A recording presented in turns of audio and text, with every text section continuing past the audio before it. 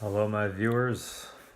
Welcome back to some early morning Arfin Talks. I think this is the first video I've made at night, and I think I'm going to start doing this from now on.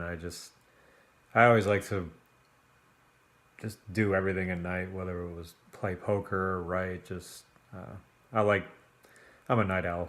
So, anyway, I'm going to talk to you more about my book that I just published a month ago. It's probably not going to be that much different from what you can read about it on Amazon or what I've written about it on Facebook, but I'm going to talk about it anyway. So, ta-da! All right. So, when I started writing this, it was December in 2016. I was still playing poker full time and I wasn't playing as big anymore, and I was getting towards the end of my rope in terms of this is going to be my full time thing. I just came home one day, was just frustrated from a day, and just had plenty of frustrating poker days. But now they were really starting to get to me because I didn't really want to be doing it anymore, and I just started writing. Just got on my computer and just started like just spewing out all these thoughts and emotions. I mean, not like spewing, but just like just pouring things out. And I don't even know how long I wrote for. I mean, it may have only been for an hour, but that was when it began. And and I didn't. And when it comes to writing a book, like, if you're trying to, I don't know. I just wrote it. I just figured it out as I went along. It took me very long to finish because I've never written a book. I mean, for future books I write, I'm sure it's going to be a little easier now that I've done it. But I just wrote a bunch of things randomly, and just eventually just put it together. I mean, the finished product looks absolutely nothing like what this thing started as. So, I have always wanted to write something for the people. I've always tried. I've started in middle a lot of books. A lot of it I did in my early 20s, and then when I was in Vegas playing all the time, and I just kind of forgot about writing for the most part. I mean, I always wanted to do it, but it was just I don't know. I was so focused on poker that I just had no room to write, and it wasn't really a healthy balance at all because it always bothered me that I wasn't writing. So I wanted to give something for the people, but it was really beginning with the fact that I had to write something for me.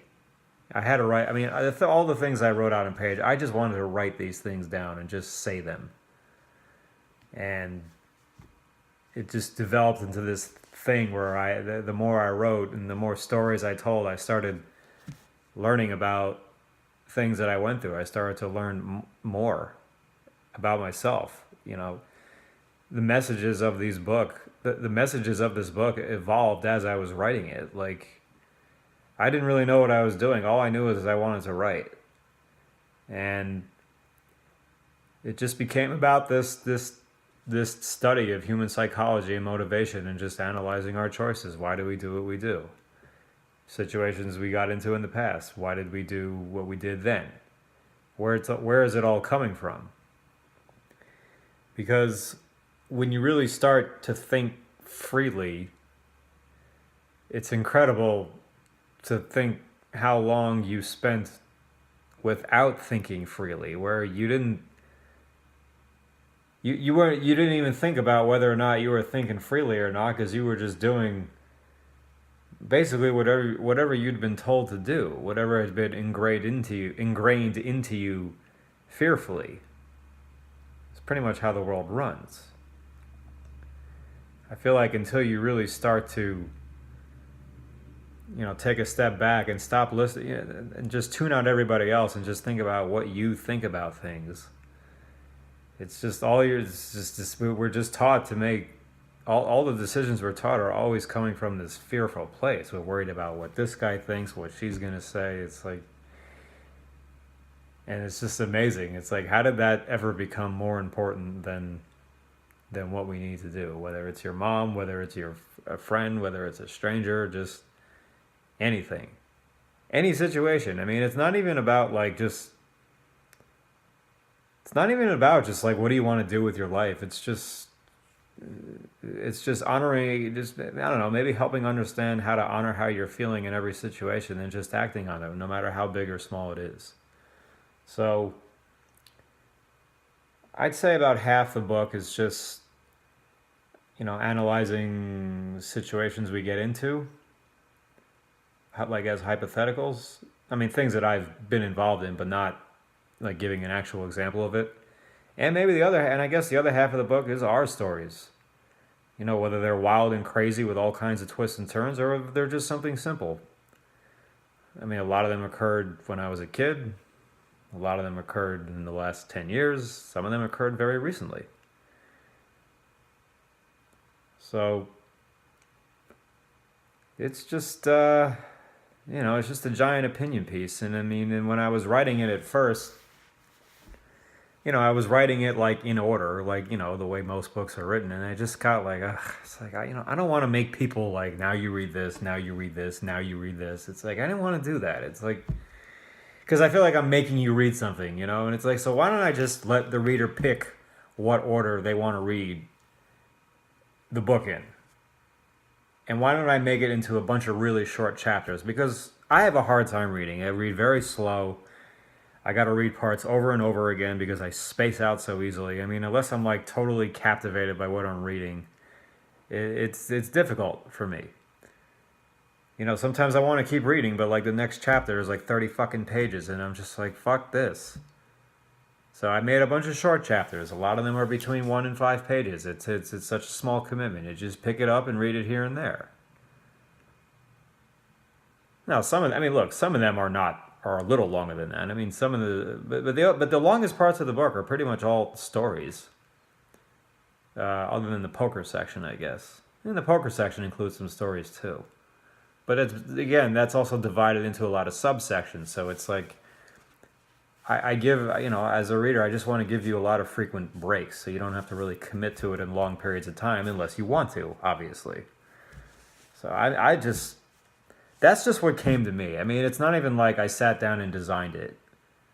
I just wrote the book with pure intuitive flow. And that's one of the main messages of the book is just follow your intuitive flow just indefinitely, permanently. Like nothing to think about. It's just always going with whatever comes into your heart. So, that's a significant message of the book, but, that doesn't mean you don't need to go get the book now. I mean, there's plenty of stuff in there. I mean, look, it's just, I'm only trying to say that there's a lot in there, all right? What else to say? When I started this video, I thought it was going to be all about the things that I've been saying to people in person or writing online. But yeah, then I ended up talking about lots of things that weren't mentioned before. So go figure. And that's just how it evolved. I mean, I didn't even write anything down when I started talking. I just turned the camera on and I just started talking. Let's see what comes out.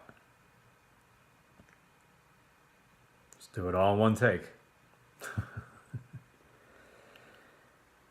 So yeah, why the fuck did I do that? I think it's a question that a lot of people have asked themselves at least once. So, thought that might be catchy. There's a lot of cursing in the book. There's well over 100 F words in there, plus some other words. I mean, I didn't put it in there just to put it in there. It's for emphasis. I mean, it's such a big part of American culture. We curse all the time. Like, why should it not be in literature? Yeah, there was plenty of curses that I got rid of while I was editing. I mean, I wanted them all to really mean something, and they do provide a lot of emphasis. And they're some of the most flexible words in the English language. They probably are the most flexible words. You can use it as a noun, as an adjective, as a verb. It's like, how many other words can you do that with besides curse words, the supposed bad words?